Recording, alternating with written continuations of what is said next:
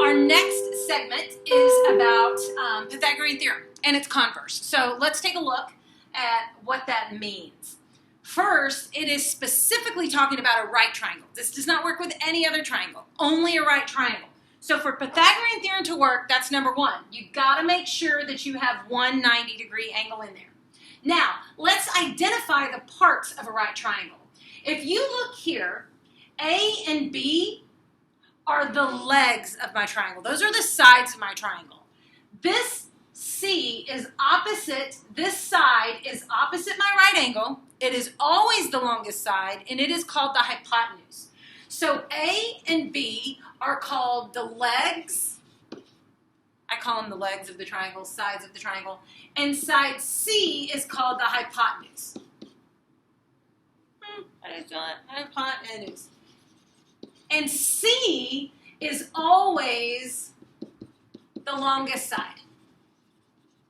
Okay, so that's a good way to check yourself when you get these answers.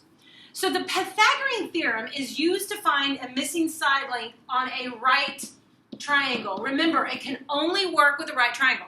And this is what your formula says. It says if you square the legs and add them together, that is going to equal the hypotenuse length squared. Okay, which sounds like a bunch of gibberish, okay? But here's what I want you to understand, and this is what I think is fascinating, that this guy Pythagoras figured out this formula years and years and years ago. So I'm going to expand this, and we're going to look at one together, and I want to show you what he came up with. Because the formula really doesn't mean anything unless you can understand it. So let's take a look at number one together. So here's what this guy said all these years ago. We already know that 5 and 12 are the legs of my triangle. So we know that it's A and we know that it's B, right? Actually, I'm not even going to put it there. I'm going to put it way over here. So we know that A and B. But think about it. Here's what he did. He said, if you square this leg, so 5 times 5 is 25, okay? You square this leg. And then if you square this leg, 12 times 12, and you square it, which means find the area. 12 times 12 is 144, okay? So you squared the legs.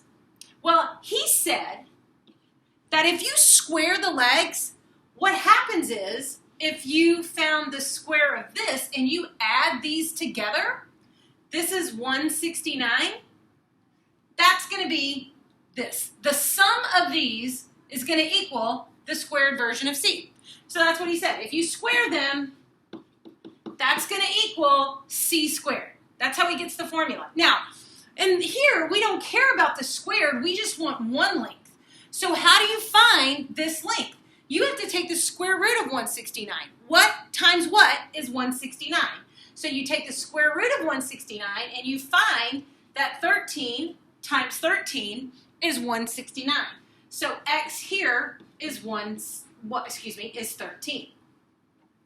That's what the formula says. So look at, if I just use the numbers, there was my picture, okay? There was my picture. He said square it. 12 times 12. So 12 squared.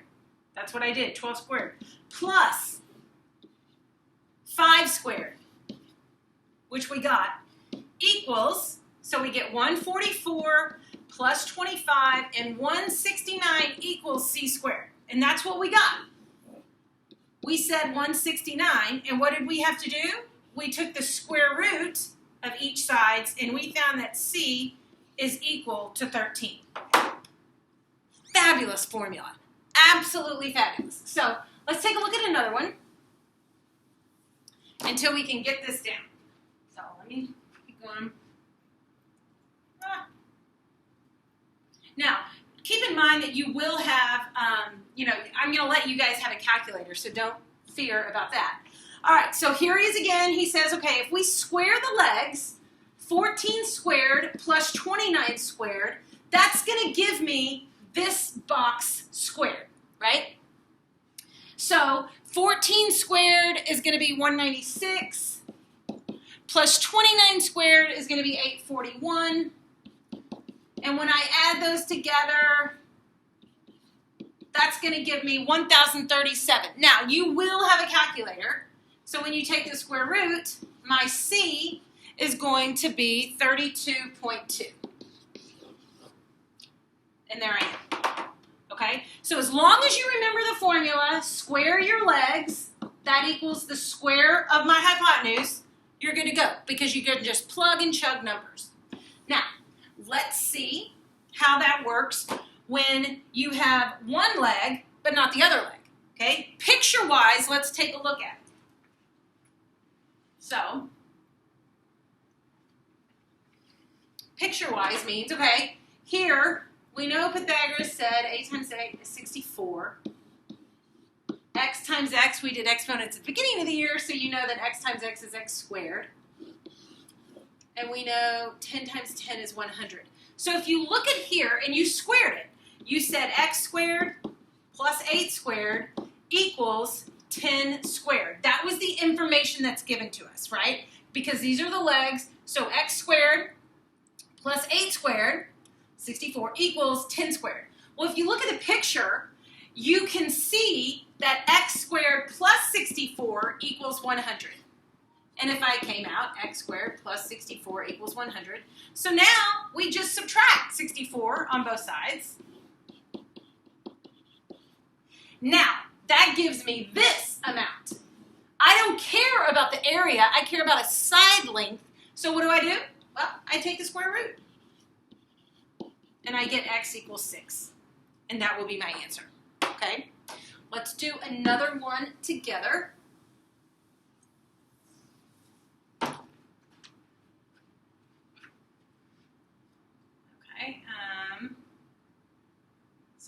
I apologize. My new technology that everybody says is that I'm going to learn to love. I am trying to. Okay. Let's take a look at number 7. Okay. Number 7. Here are my legs. So x squared, square this leg, and the sum of this leg equals c squared. So x squared plus 4 squared equals 9 squared. So I get x squared plus 16 equals 81. Subtract 16 on both sides. And I get x squared equals 65. So what do? I take the square root of both of those, because I just care about x, and I get x is 8.1. Okay? So you've got to go between finding the hypotenuse and finding the side of the leg. But as long as you use this formula, you guys are experts in solving for x. So that should not be a big deal. So that is your lesson. If you are still struggling, come and see me.